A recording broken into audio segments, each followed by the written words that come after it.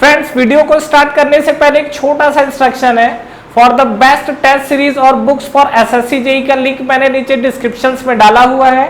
इसके अलावा आप हमारा टेलीग्राम चैनल भी ज्वाइन कर सकते हैं, जिसका लिंक आपको नीचे डिस्क्रिप्शन में और फर्स्ट कमेंट बॉक्स में मिल जाएगा। तो चलिए अब हम अपना वीडियो कंटिन्यू करते हैं। हेलो फ्रेंड्स, कैसे हैं आप लोग? सही है, सब बढ़िया चल रहा है। चलिए आगे हम लोग जो बात करने वाले हैं, आज हम लोग जो इस वीडियो में बात करेंगे कुछ मैकेनिकल प्रॉपर्टीज जो मटेरियल्स की होती है उसके बारे में देखने वाले हैं। बेसिकली इस वीडियो में हम लोग जैसा कि मैकेनिकल प्रॉपर्टीज को लेके बात करें तो क्या होता है, हार्डनेस है, हार्डेनेबिलिटी है, स्ट्रेंथ है, ब्रिटलनेस है, ductility, toughness, malleability, red hot hardness, ये अलग अलग तरीके की जो प्रॉपर्टीज है इस प्रॉपर्टीज के बारे में हम लोग बात करने वाले हैं। और कहीं ना कहीं इस प्रॉपर्टी में कहीं ना कहीं कुछ चीजें सिमिलरिटी दिखती है जिसके चलते कंफ्यूजन क्रिएट होता है। तो एक बार हम लोग देखते हैं और इस वीडियो के थ्रू हम लोग समझेंगे। और अभी तक आपके मन में ऐसा कुछ इनके बीच में डाउट रह रहा होगा तो इस वीडियो को देखने के बाद वो सब चीजें आपको क्लियर हो जाएंगी। तो चलिए हम लोग बात करते हैं। सबसे पहला देखिए हम लोग बात करते हैं हार्डनेस को लेके। ठीक है, ये हार्डनेस मतलब क्या समझते हो आप? सीधा सीधा हार्डनेस का मतलब आप ये बोल सकते हो क्या कि जो सरफेस है उस सरफेस पे अगर हम लोग स्क्रैच करते हैं तो कितना वो स्क्रैचिंग को रेसिस्ट करता है, दैट इज कॉल्ड हार्डनेस। आप कोई भी मटेरियल को हार्ड कब बोलते हो? जब आप उस पर नाखून से या किसी नुकीले चीज से जब आप उसको स्क्रैच करोगे तो उसके ऊपर क्या है, उसका इफेक्ट नहीं आना चाहिए, उस चीज को रेसिस्ट करना चाहिए, दैट इज कॉल्ड हार्डनेस। तो हार्डनेस को हम लोग बोल सकते हैं क्या, रेसिस्टेंस। ठीक है, ये आपको रेसिस्ट करता है, रेसिस्टेंस टू स्क्रैचिंग। ठीक है, स्क्रैच करना, स्क्रैचिंग। ठीक है, मतलब जो आपका सरफेस है वो आपको क्या करेगा, वो सरफेस को हम लोग क्या करके रखेंगे, हार्ड करके रखेंगे। ठीक है, तो कहीं ना कहीं उसका जो सरफेस है वो आपका क्या है, प्लास्टिक डिफॉर्मेशन जो होता है उसको भी रोकता है ये। ठीक है, चलिए आगे हम लोग बात करते हैं। एक आपका फ्रेंड्स होता है हार्डेनेबिलिटी। इसको लेके क्या है, अगर दोनों में अगर वर्ड दे दिया जाए तो हो सकता है कि आप कंफ्यूज हो जाए हार्डेनेबिलिटी को लेके। तो ये basically what is the basic difference between hardness and hardenability. तो देखिए सीधी सी बात यह है कि जो हमारा हार्डनेस या हार्डेनेबिलिटी की बात होती है ये बेसिकली हम लोग अप्लाई करते हैं या तो कार्बन कंटेंट के थ्रू आता है या हमारा क्या यूज होता है, that is the heat treatment process के थ्रू। हम लोग जो हीट ट्रीटमेंट प्रोसेस करते हैं उसके थ्रू आपका आता है। तो अगर आप हीट ट्रीटमेंट प्रोसेस कर रहे हैं तो आप लोग सरफेस हार्डनिंग के लिए क्या क्या यूज करते हैं, केस हार्डनिंग जो मेथड है आपका, नॉर्मलाइजिंग, नाइट्राइडिंग, कार्बोराइजिंग, ये सब मेथड है। तो मान लीजिए कि सपोज आपके पास ये कोई आपकी बॉडी है तो इसका क्या है, जरूरी नहीं कि हमको पूरी की पूरी बॉडी को हार्ड करना हो। हमारा रिक्वायरमेंट ऐसा भी होता है कि बस हमको सरफेस को हार्ड करना हो, जो इसके आउटर सरफेस है, ताकि इसके बॉडी में कुछ स्क्रैचिंग ना आए और जो मतलब आउटर पार्ट में कोई वियर टियर ना हो और अंदर के पार्ट में कहीं ना कहीं टफनेस रहे। जैसा कि मैंने आपको एक एग्जांपल पहले भी दिया था, जो हमारा रेल ट्रैक का डिजाइन होता है तो रेल का जो व्हील होता है और जो ट्रैक का जो आपका होता है, अगर वो दोनों डायरेक्ट कांटेक्ट में आते हैं तो कहीं ना कहीं वहां पर वियर होना स्टार्ट हो जाता है। और ये जो वियर होता है ये आपको कहीं ना कहीं प्रॉब्लम क्रिएट करेगा, क्योंकि वो फिर घिसना स्टार्ट हो जाएगा ना, आपका व्हील भी घिसेगा और आपका ट्रैक भी घिसेगा। तो उस चीज को अवॉइड करने के लिए उसके सरफेस पे क्या है, हार्डनेस प्रोवाइड करना पड़ता है, लेकिन उसके अंदर कहीं ना कहीं टफनेस रहना चाहिए, मतलब डक्टिलिटी प्रॉपर्टी होनी चाहिए। क्यों? क्योंकि वो क्या है, अगर आप देखे होंगे तो ट्रैक वगैरह बीच बीच पे जो मुड़े हुए रहते हैं तो कहीं ना कहीं उसके अंदर टफनेस की प्रॉपर्टी है, तभी तो ऐसा चल रहा है। तो ये ध्यान रखिएगा कि जो मैं हार्डेनेबिलिटी की बात कर रहा हूँ, हार्डेनेबिलिटी का मतलब क्या होता है, कितना डेप्थ तक आपने हार्डनेस को प्रोवाइड किया है, दैट इज कॉल्ड हार्डेनेबिलिटी। तो हार्डेनेबिलिटी को अगर हम लोग समझेंगे तो क्या देख सकते हैं, it is the depth of hardness. ठीक है, डेप्थ ऑफ हार्डनेस, ये चीज को ध्यान रखिएगा। डेप्थ ऑफ हार्डनेस को हम लोग क्या बोलते हैं, हार्डेनेबिलिटी बोलते हैं। यहाँ पर एक और वर्ड यूज होता है, that is called penetration. Penetration का मतलब कितना पेनिट्रेट कर रहा है। तो ये कहीं ना कहीं आप देख सकते हो रेसिस्टेंस टू स्क्रैचिंग जो मैंने लिखा है, और आप यहाँ पर पेनिट्रेशन भी वर्ड यूज ऐड कर सकते हो। ये सब क्या है, ऑब्जेक्टिव क्वेश्चन में सब वर्ड यूज करते रहता है। तो अंग्रेजी अगर पता है तो ठीक है, नहीं पता है तो कहीं ना कहीं थोड़ी सी प्रॉब्लम हो जाती है, वहां पर कंफ्यूजन हो जाता है। तो इसलिए जो हार्डनेस है, तो हार्डनेस आपका क्या है, रेसिस्टेंस टू द स्क्रैचिंग बोल सकते हो, या पेनिट्रेशन बोल सकते हो, और ये जो हार्डनेबिलिटी है, ये डेप्थ ऑफ हार्डनेस आपका कितना हुआ है अगर आप हीट ट्रीटमेंट प्रोसेस अप्लाई कर रहे हो या व्हाटएवर जो भी आपका प्रोसेस चल रहा है उसमें आपका डेप्थ कितना आया हुआ है, that is called hardenability. Clear है यहाँ तक? नेक्स्ट अगर मैं बात करता हूं तो टफनेस को लेके बात कर रहा हूं। What is toughness? टफनेस क्या होता है? देखिए सीधी सीधी बात है, कोई भी मटेरियल को जब आप उस पर लोड अप्लाई करते हो, ठीक है, तो क्या करता है मटेरियल, एनर्जी को क्या करेगा, एब्जॉर्ब करता है, और फाइनली एब्जॉर्ब करते करते फाइनली जब उसका बॉडी जवाब दे जाए तो फाइनली जाके ब्रेक हो जाएगा।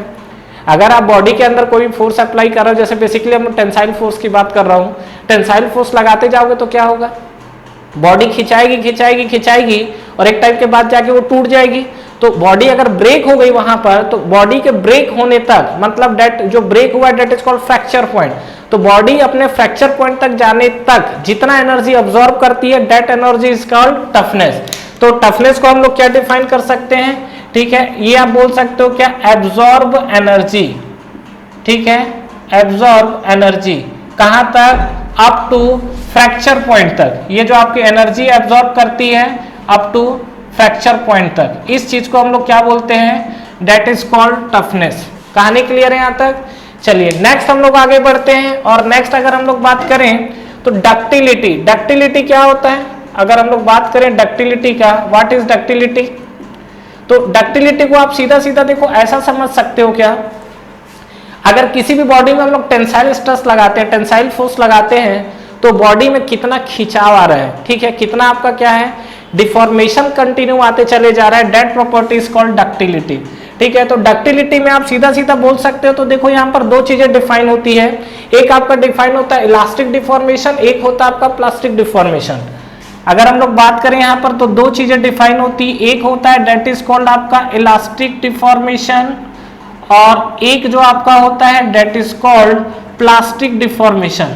ये चीज हम लोग क्या है बचपन से सुनते आ रहे होंगे। इलास्टिक डिफॉर्मेशन का मतलब क्या है, जब आपने फोर्स लगाया इलास्टिक डिफॉर्मेशन में, तो फोर्स रिमूव करने के बाद वो बॉडी अपने इनिशियल पोजीशन को रीगेन कर लेगी।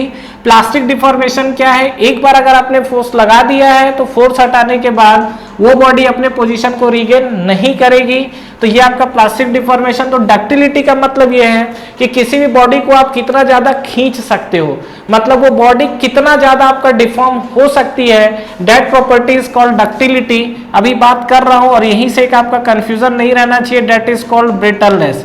ब्रिटलनेस का मतलब क्या होता है, सीधा सीधा इस बॉडी के अंदर अगर आप देखोगे तो डिफॉर्मेशन आपको नहीं दिखेगा, ये टूट जाता है लेकिन डिफॉर्म होने का नाम नहीं लेता है। तो क्या ऐसा है कि ब्रिटल मटेरियल आपका बिल्कुल भी डिफॉर्म नहीं होता? तो देखिए सीधी सीधी बात यह है कि अगर मैं ब्रिटलनेस मटेरियल की बात करूं तो इस बॉडी के अंदर जो आपका डिफॉर्मेशन होता है बेसिकली ये लेस देन 5% होता है, और जहां पर आपका डिफॉर्मेशन ग्रेटर देन 5% चले जाता है वो बॉडी आपकी डक्टिलिटी की कैटेगरी में, मतलब कहीं ना कहीं बोलते हैं कि बॉडी के अंदर इलास्टिसिटी या डक्टिलिटी आ गई है। तो इसके अंदर जो आपको डिफॉर्मेशन दिख रहा है ये आपको डिफॉर्मेशन क्या होगा, ग्रेटर देन 5% मिलेगा। कहानी समझ में आया? तो अगर आपका जो डिफॉर्मेशन है लेस देन 5% हुआ तो आपका ब्रिटलनेस चले जाता है, और जो डक्टिलिटी है वो आपका डिफॉर्मेशन क्या है, ग्रेटर देन 5% हो जाता है। यहीं से एक कंफ्यूजिंग टर्म आपको और दिखेगा, दैट इज कॉल्ड मैलिबिलिटी।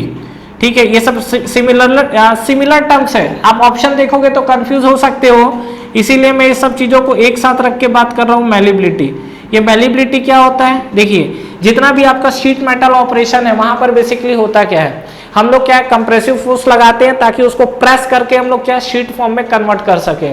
तो ये जो आपकी मैलिबिलिटी है इसमें भी आपका फोर्स लगता है, लेकिन मैलिबिलिटी के अंदर अगर आप जो फोर्स देखोगे वो आपका कैसा फोर्स लगता है, इसमें आपको लगता है कंप्रेसिव फोर्स।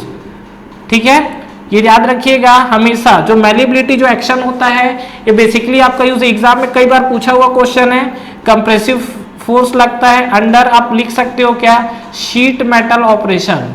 ठीक है, ये मेटल ऑपरेशन के बारे में हम लोग बात तो बाद में करेंगे, लेकिन जो शीट मेटल जो भी आपके शीट वगैरह बनती है, कोई भी मटेरियल है उससे आप शीट बनाने के लिए क्या करोगे, उसको दबाओगे और कंप्रेसिव फोर्स बना के निकालोगे, तो इसको हम लोग बोलते हैं क्या, कंप्रेसिव फोर्स है अंदर शीट मेटल ऑपरेशन। ठीक है, दूसरा चीज ध्यान रखिएगा, जब आप इस पे कंप्रेसिव फोर्स लगाते हैं तो ये तीनों डायरेक्शन में क्या मूव करने के लिए फ्री होता है, तो ये आप क्या बोल सकते हो, ठीक है बिल्कुल फ्री है, 3 डायमेंशंस के लिए। मतलब 3 डायमेंशनल फोर्स में अगर आप देखोगे तो 3 डायरेक्शन में इसका फ्रीली मूव होता है, 3 डायमेंशनल फ्री मूव, तीनों डायरेक्शन में आपको क्या होगा, ये फ्रीली मूव करेगा। लेकिन अगर मैं बात करूं यहां पर किसके लिए, ये आपकी डक्टिलिटी के लिए, तो बेसिकली आपका जो डक्टिलिटी डिफाइन होता है ये यूनी एक्सियल फोर्स के लिए डिफाइन होता है। मतलब यहां पर, और वो भी कैसा, टेंसाइल। ये जो आपका है मैलिबिलिटी, ये कंप्रेसिव फोर्स के अंदर आता है।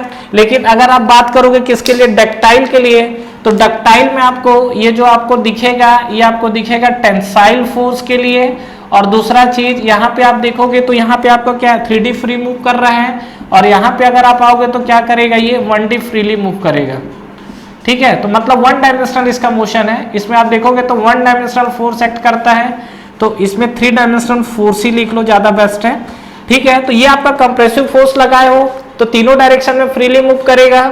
और ये आपका जो डक्टिलिटी है, इसमें आप 1 डायमेंशनल में फोर्स लगाओगे तो क्या करेगा, ये फ्रीली मूव करेगा। ये जो आपकी डक्टिलिटी है under the action of tensile force आता है। मैलिबिलिटी की बात करोगे तो under the action of compressive force आता है। कहानी क्लियर यहां तक, कोई डाउट्स है? टफनेस की बात हो चुकी है, आपका फ्रैक्चर पॉइंट तक जितना एनर्जी एब्जॉर्ब कर रहा है that is called toughness. Brittleness की बात करेगा तो जो आपका डिफॉर्मेशन होता है, डिफॉर्मेशन जो है आपका बिल्कुल इस पे क्या होगा, मतलब कहीं ना कहीं क्या लेस देन 5% है। और डिफॉर्मेशन में भी अगर आप देखोगे तो इलास्टिक डिफॉर्मेशन और प्लास्टिक डिफॉर्मेशन है। इलास्टिक डिफॉर्मेशन का मतलब जब आप लोड हटाओगे तो वो अपनी बॉडी इनिशियल पोजीशन को रिगेन करेगी। प्लास्टिक डिफॉर्मेशन में जाओगे तो एक बार खींचने के बाद अगर आप लोड हटाओगे तो बॉडी अपने इनिशियल पोजीशन को रिगेन नहीं करेगी, that is called plastic deformation. इसके अलावा और है, अभी हमने यहाँ पर 6 प्रॉपर्टी देखा है। और आइए बात करते हैं फैटिग। फैटिग आपको समझ में आता है? फैटिग आपने नॉर्मली अगर देखा होगा तो नॉर्मली लाइफ पे भी आपने वर्ड सुना होगा फैटिग। ये फैटिग होता क्या है? देखिए, फैटिग वर्ड वहां पर यूज होता है जहां पर आपका फ्लक्चुएटिंग लोड आता है। फ्लक्चुएटिंग लोड किस तरीके से आता है, समझिए इस चीज को। आपने घर बनाया है, घर का आपने स्लैब बनाया हुआ, छत, वहां पे अगर आप क्या है देख रहे हो तो वहां पर स्टैटिक लोड है। स्टैटिक लोड का मतलब कि अगर वहां पे एक दीवार आपने उसके ऊपर खड़ा किया है तो वो लोड आपका हमेशा कांस्टेंट मेंटेन लोड है। ठीक है, लेकिन फैटिग लोड के साथ क्या होता है कि जैसे जैसे आपका मूविंग पार्ट्स आएगा तो वहां पर लोड चेंज होता है। ये बेसिकली आपका मशीन के अंदर जो कंपोनेंट होते हैं वहां पर आपको क्या होगा, फ्लक्चुएटिंग लोड ज्यादा दिखेगा। एग्जांपल्स के लिए अगर आप देखना चाहते हो तो ये हम पहला चीज अगर हम लोग देखें तो ये कहां पर यूज होता है, ये आपका होता है फ्लक्चुएटिंग लोड के अंदर। ठीक है, जहां पर आपका फ्लक्चुएटिंग लोड आ रहा है वहां पर आपका कहीं ना कहीं ये फैटिग वाला टर्म्स यूज हो रहा है। अब अगर हम लोग इसमें बात करें तो ये आपका फ्लक्चुएटिंग लोड मतलब आप क्या समझ रहे हो, सीधी सी बात ये है कि जैसे मान लो ये गाड़ी है, आप यहाँ पे कहीं घूमने निकले हो, यहाँ मस्त आप बैठ गए ऊपर।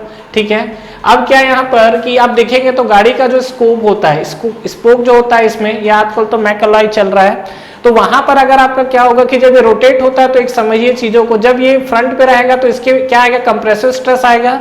जब यही वाला स्पोक जब आपका मुड़ के इधर पर आएगा तो कहीं ना कहीं क्या होगा, शियर आएगा, और यहाँ पर आएगा तो कहीं ना कहीं टेंसाइल आएगा। तो कुल मिला के जब किसी मशीन कंपोनेंट पे क्या है, अलग अलग टाइम पे अलग अलग फोर्स एक्ट करते हैं, मतलब किसी टाइम इस पे टेंसाइल आ रहा है, किसी टाइम कंप्रेसिव आ रहा है, किसी टाइम शियर आ रहा है, तो इस तरीके का जो अरेंजमेंट है उसको हम लोग क्या बोलते हैं, ये हमारा होता है फ्लक्चुएटिंग लोड। ठीक है, और ये आपका आता है किसके, फैटिग के अंदर। तो कभी भी आपसे क्या है, फैटिग लोड की अगर बात करेगा तो फैटिग लोड मतलब आपको सीधा सीधा क्या समझ जाना है कि जो बॉडी के अंदर आपका फ्लक्चुएटिंग लोड आ रहा है उसको हम लोग क्या बोलते हैं, फैटिग बोलते हैं। नेक्स्ट अगर हम लोग बात करें आगे तो क्रीप। क्रीप आपने नाम सुना है क्या, ये जो फ्लक्चुएटिंग लोड है। तो नेक्स्ट हम लोग देख रहे हैं क्रीप। क्रीप क्या होता है आपका, ये आपका जो होता है एक परमानेंटली डिफॉर्मेशन प्रोसेस है जिसमें आपका क्या है, स्ट्रेस मतलब जो लोड है वो कहीं ना कहीं कांस्टेंट हो जाता है लेकिन डिफॉर्मेशन आपका कंटिन्यू होते चले जाता है। मतलब आप इसमें लिख सकते हो क्या, कंटिन्यू डिफॉर्मेशन, इस पे आप लिख सकते हैं क्या, कंटिन्यू डिफॉर्मेशन। ठीक है, under the action of constant load, under the action of constant load. ये आपको कहानी क्लियर हुआ। ठीक है, तो ये आपका क्रीप है, मतलब क्या, कांस्टेंट लोड के अंदर आपको कंटिन्यू डिफॉर्मेशन मिलेगा, ये आपको होता है क्रीप। वैसे भी ये क्रीप के बारे में हम लोग जब स्ट्रेस स्ट्रेन डायग्राम पढ़ते हैं तो वहां भी हमारा क्रीप पॉइंट आता है। ठीक है, जहां पर आपको क्या है, ये अगर आपका स्ट्रेस स्ट्रेन डायग्राम है तो कुछ इस तरीके से आता है, यही तो आपका क्रीप होता है, ये आपका स्ट्रेस है, ये आपका स्ट्रेन है। तो यहाँ पर आप देखोगे तो देखो स्ट्रेन मतलब कंटिन्यू डिफॉर्मेशन प्रोड्यूस कर रहा है under the action of constant load. तो आप चाहे लोड बोलिए चाहे आप स्ट्रेस बोलिए, यही बात एक ही बात है। तो यहाँ पर आपका कहीं ना कहीं स्ट्रेस कांस्टेंट है लेकिन स्ट्रेन क्या है आपका कंटिन्यू डिफॉर्म होते चले जा रहे हैं। तो ये कहानी आपको क्लियर है। तो ये जो आपको आया हुआ है दैट इज कॉल्ड क्रीप। कहानी क्लियर है यहाँ तक। तो ये कुछ चीजें थी। हाँ, एक और है आपका red hot hardness. Red hot hardness के साथ क्या होगा, रेड हॉट हार्डनेस,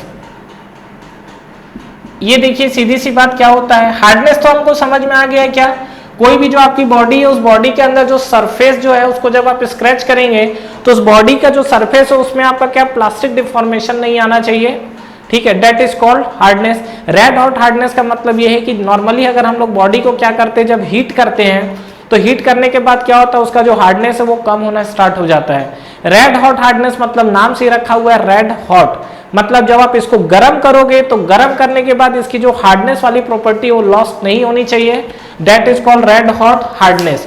तो इसको आप सीधा सीधा लिख सकते हो क्या, प्रॉपर्टी हार्डनेस प्रॉपर्टी, ठीक है, ये जो आपकी प्रॉपर्टी क्या है, सरफेस जो आपका हार्ड है, ठीक है, अंडर द क्या हाई टेम्परेचर। तो यहां पर आप सीधा सीधा इसको लिख सकते हैं क्या, under high temperature, under high temperature there is no loss of hardness, no loss of hardness, ठीक है। तो ये जो आपको कंडीशन दिख रहा है ये कंडीशन आपको क्लियर है। तो इसको हम लोग बोलते हैं रेड हॉट हार्डनेस। और आप देखना चाहते हो तो स्ट्रेंथ को भी डिफाइन कर सकते हैं। स्ट्रेंथ को आप कैसे डिफाइन करोगे, स्ट्रेंथ का मतलब सीधा सीधा ये है कि जब आप किसी भी बॉडी के अंदर फोर्स लगाते हो तो वो बॉडी उस फोर्स को कितना रेसिस्ट कर सकती है या कितना झेल सकती है up to safe point. Safe point का मतलब हर बॉडी का एक सेफ पॉइंट होता है, उसके ऊपर जाएंगे तो वो बॉडी क्या है, बिल्कुल आउट ऑफ कवरेज चले जाती है। आउट ऑफ कवरेज का मतलब ये होता है कि बॉडी अब क्या है, किस टाइम ब्रेक हो जाएगी ये नहीं पता है। तो सीधा सीधा अगर हम लोग स्ट्रेंथ को डिफाइन करना चाहें तो स्ट्रेंथ को हम लोग सीधा सीधा लिख सकते हैं क्या, किसी भी बॉडी पे जब एक्सटर्नली फोर्स लगाया जाता है तो उस फोर्स को बॉडी कितना रेसिस्ट कर सकती है, that resistance is called strength, ठीक है। कब तक, अप टू फ्रैक्चर पॉइंट तक। क्लियर है यहाँ तक। उसके बाद तो क्या है, फिर तो आपकी बॉडी क्या हो जाएगी, ब्रेक हो जाएगी। क्लियर है यहाँ तक। तो ये आपका जो पॉइंट था स्ट्रेंथ। नेक्स्ट हम लोग एक देख लेते हैं that is called residual stress. ये रेसिडुअल स्ट्रेस आपने देखा है, नाम सुने हो रेसिडुअल स्ट्रेस का, ये भी आपको दिखता होगा स्ट्रेस स्ट्रेन डायग्राम के अंदर। तो स्ट्रेस स्ट्रेन डायग्राम में क्या होता है, रेसिडुअल स्ट्रेस देखिए सीधी सी बात है कि अभी जैसे हमने बनाया था, ये डायग्राम बनाया था ना कुछ इस तरीके से, माइल्ड स्टील का डायग्राम है, this is the stress strain curve. तो अगर आप यहाँ पे देखोगे रेसिडुअल स्ट्रेस को लेके तो आपको क्या चीजें दिखेंगी, ये जो आपको रेसिडुअल स्ट्रेस दिख रहा है क्या होता है, देखो ये आपका कहीं ना कहीं याद है। तो यहाँ पर एक हमारा बनता है that is called proportionality limit, और इसके बाद आता है कौन सा, ये वाला इलास्टिक लिमिट। यहाँ से क्वेश्चन ये पूछा हुआ है कि जो हमारा हुक्स लॉ है वो कहाँ तक डिफाइन होता है। कई लोग इलास्टिक लिमिट बोलते हैं लेकिन ध्यान रखिएगा प्रोपोर्शनैलिटी लिमिट तक हुक्स लॉ डिफाइन है। अगर आपको ऑप्शन में प्रोपोर्शनैलिटी लिमिट नहीं दिखता है तब आप उस केस में क्या करेंगे, इलास्टिक लिमिट की तरफ मूव करेंगे। अब आप क्या बोल रहे हैं, रेसिडुअल स्ट्रेस है। अगर मान लीजिए आपने एक्सटर्नली फोर्स अप्लाई किया और एक्सटर्नली फोर्स अप्लाई किया, जब आप हटाओगे इलास्टिक लिमिट तक भी, तो कभी कभी क्या होता है कि बॉडी अपने पुराने इनिशियल पोजीशन को गेन नहीं कर पाती है। पोजीशन गेन करने तो आती है लेकिन पोजीशन गेन करने के लिए क्या होता है, वो कुछ पॉइंट पे हल्का सा डिफॉर्म हो जाती है। जैसे क्या है कि अगर बॉडी मान लो कोई इलास्टिक लिमिट के अंदर है और जब आपने उस पर फोर्स लगाया तो मान लीजिए बॉडी 10 mm डिफॉर्म हुई, लेकिन जब आप फोर्स लगाओगे तो 10 mm का बॉडी जो है वो डिफॉर्म हुआ और वापस नहीं आया, दैट इज कॉल्ड प्लास्टिसिटी। लेकिन कभी कभी क्या होता है, बॉडी के अंदर इलास्टिसिटी प्रॉपर्टी होती है तो बॉडी क्या है 10 mm को रिकवर करने की कोशिश करेगी, लेकिन 10 mm में वो 9 mm ही रिकवर कर पाएगी, 1 mm या 0.5 mm को रिकवर नहीं कर पाती है। दिस टाइप्स ऑफ स्ट्रेस, उसके अंदर बॉडी के अंदर एक स्ट्रेस आ जाता है, that is called residual stress. Residual का मतलब ही होता है क्या, बचा हुआ। Thank you so much for watching this video. Friends इस वीडियो को लाइक करिए, ज्यादा से ज्यादा फ्रेंड्स के साथ शेयर करिए, और अगर आप इस चैनल पे नए हैं तो चैनल को सब्सक्राइब करना ना भूलें, बेल नोटिफिकेशन जरूर प्रेस करिएगा जिससे जो भी लेटेस्ट अपडेट है वो आप तक पहले पहुंचे। इसके अलावा आप हमारा टेलीग्राम चैनल भी ज्वाइन कर सकते हैं, जिसका लिंक नीचे आपको डिस्क्रिप्शन में और फर्स्ट कमेंट बॉक्स में मिल जाएगा। Friends, for the best test series और बुक्स फॉर एसएससी जेईई का लिंक भी नीचे आपको डिस्क्रिप्शन में मिल जाएगा। तो ठीक है फ्रेंड्स, तैयारी करते रहिए। Wish you all the best.